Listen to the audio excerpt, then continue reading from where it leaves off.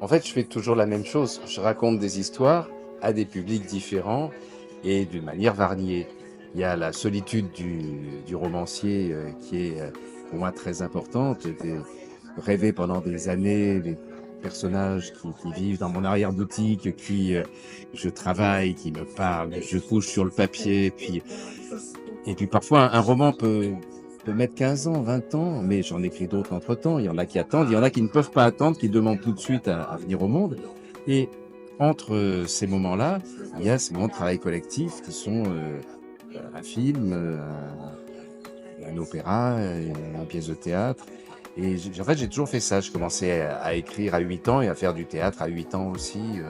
Donc il y a toujours eu ce besoin de la solitude créatrice et ce besoin de participer à une création collective. En fait, il a été déclenché par une lettre, par une rencontre, et il a mis quelques années parce que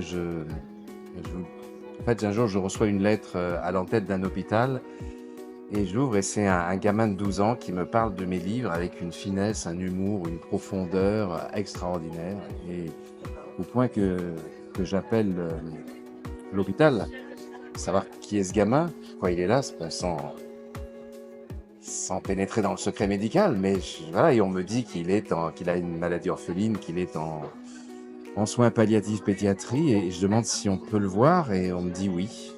Et l'infirmière ajoute, mais ne tardez pas trop, ce qui déjà, bon, augure pas très bon. Et j'arrive évidemment avec une émotion préalable qu'on imagine.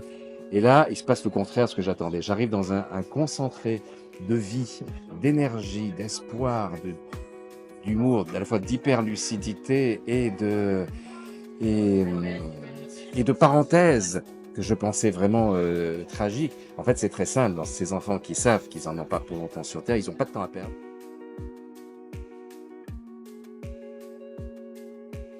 L'inspiration, elle est partout. C'est un souffle, c'est une respiration.